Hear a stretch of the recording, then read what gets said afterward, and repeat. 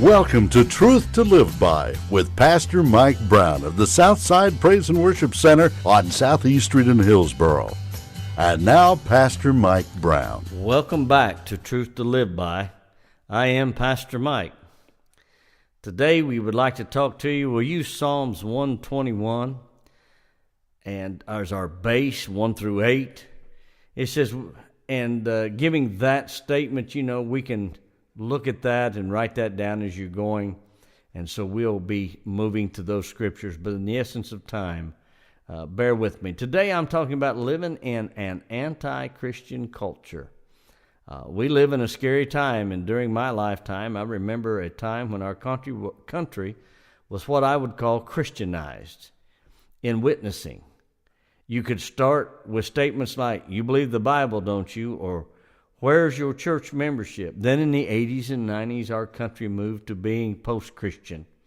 No longer could you assume that people accepted the Bible was inspired or that they even believed in God.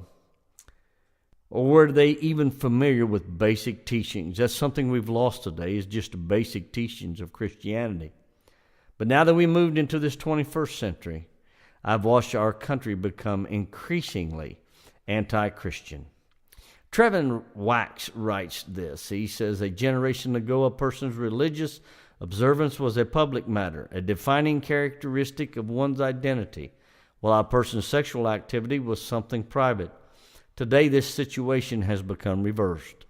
A person's sexual behavior is now considered a defining characteristic of identity, a public matter to be affirmed, even subsidized by others, while religious observance is private and personal, regulated to places of worship, and not able to infringe upon or impact the public square at all." Rick Warren points out that the discussion in our country has moved from freedom of religion to freedom of worship. The shift began being to one's faith being something they observed in the privacy of their church, but not something that they are bringing into public square. They are trying to force the church to be behind itself and stay behind closed doors. According to a research called First Amendment Center, 1 in 3 Americans say the First Amendment, which guarantees freedom of religion and freedom of speech, goes too far in the freedom it promises. Additionally, their research shows that the group most likely to believe the First Amendment goes too far are Americans under 30 years old. All this points to difficult days ahead for God's people in the United States. But we shouldn't be surprised. Jesus said in his word, "You will have tribulation." But he also said, "Take heart, I have overcome the world." John 16:33 says, "I have told you these things so that you may have peace. In this world you may have trouble, but take heart, I've overcome the world." Back to Psalms 121. As we begin to lift up, he says in verse 1, he says, "I lift up my eyes to the mountains. Where does my help come from? My help comes from the Lord." Where does my help come from? In verse 1, the psalmist not only answers his question by saying, "My help comes from the Lord," but he expounds upon the answer in verse 3 and 8. And he tells us that the kind of help God gives to enable his children is a victoriously, even in the scary world that we live in. As we look at a description here through 3 through 8, the psalmist describes the help that God makes available to. In an anti-Christian culture, it can sometimes be difficult to not become weary in doing good. Galatians 6:9, "But though I often grow weary in my walk through the world, God never does. He is ever watchful over his children. He will help me with the problems of weakness." As we began to look to him, God will help me with the problems of the wickedness. Not only will he give me strength in a time that I need it to help me with the weakness in my life.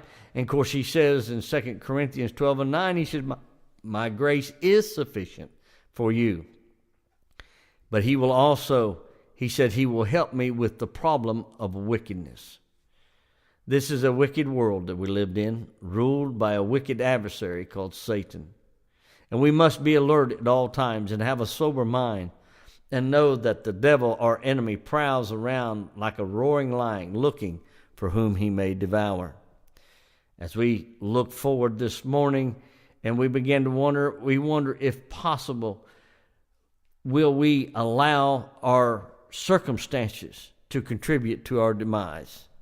Will we allow those things in our lives to create problems for us? But God says, I will help you. The weight will never be overwhelming. Whatever comes upon you, I will help you bear it. He will help me with the problem of wondering. You say, wondering today, preacher? Yeah. If we're not careful, we can have said to us what Paul said of Demas. Because he loved this world, he deserted me. What a statement being made. He deserted him in a time probably when he needed him the most. Today, devout Jews keep a small metal cylinder fixed to the right-hand doorpost of their homes. The cylinder contains a parchment inscribed with these words, Hear, O Israel, the Lord our God, the Lord is one. Love the Lord your God with all your heart and with all your soul and with all your strength. These commandments that I give you today are to be on your hearts. Impress them to your children. Talk about them when you sit at home and when you walk along the road and when you lie down and when you get up. That's in Deuteronomy chapter 6. He's trying to tell us we need to teach our children about what is going on. As we pass through here, we look at Psalms.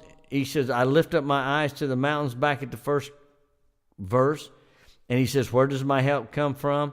And verse 2, of course, my help comes from the Lord and the maker of heaven and earth. Though this they seek to lift up in prayer to God, that they might keep from wandering from him. Obviously, this ritual has not produced a desired result, for the Jews today have wandered from God in their rejection of Christ. How do we, as the true children of God, take advantage to help God and that others might see that God lives in us? Now, it's in order to understand, like most doctors, there's always a prescription. And so as we look at the prescription, he says, I must look to the Lord. He says, I must look to the Lord where my help comes from. It's very important to realize, in other words, in seeking God's help, I must seek his presence and his preeminence. If I desire to see God's hand, I must seek his face, but I cannot seek God's face if I am concerned about saving my face. As John the Baptist declared, he must increase and I must decrease. He must become the greater and I must become the less. I must lean on the Lord. The one who offers help unto us is the creator of the universe. And as such, I must trust him in his power and his provisions, looking to our influences or resources and leads to discouragement, but trusting in God, the power and provision of our creator, brings victory. It's often that we wonder, and we should realize that God is always there for us. As we begin to look in verse at 12 and 9, once again in 2 Corinthians, he said, But he said unto me, My grace is sufficient, for my power is made perfect in weakness. So therefore I will boast all the more gladly about my weakness, so that Christ's power may rest on me. And that is why, for Christ's sake, I delight in weakness, in insults, in hardships, in persecutions, in difficulties. For when I am weak, then I am strong. Paul is saying, God has a purpose for everything in my life, even to the problems that I must go through. And sometimes those problems weigh us heavy. God has a purpose for all creation, including me. And as the maker of heaven and earth, God is providentially at work, keeping the universe moving.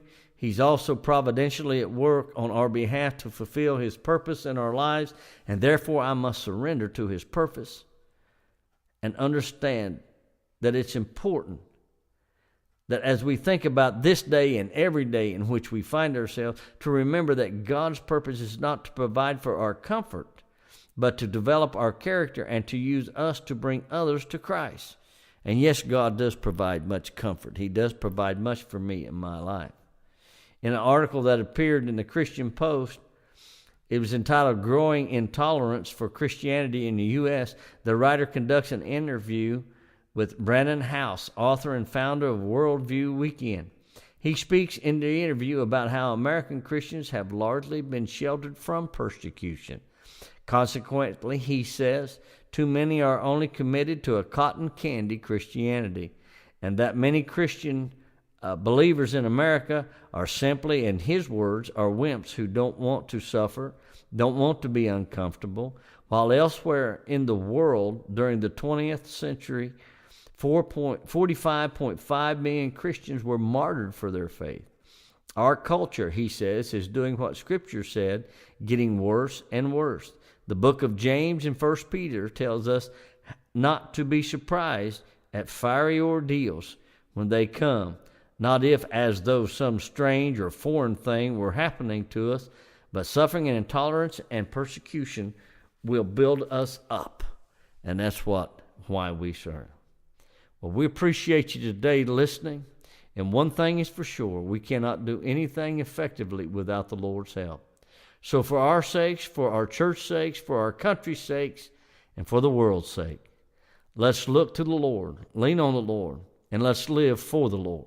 Join us again next week as we study the Bible, discovering truth to live by. This is Pastor Mike. May God richly bless you this day. Until next time. This has been Truth to Live By with Pastor Mike Brown of the Southside Praise and Worship Center, 621 Southeast Street in Hillsboro. Join Southside Praise and Worship Center for Sunday School at 10, worship service at 11 on Sundays, and Wednesday Bible study at 7 p.m.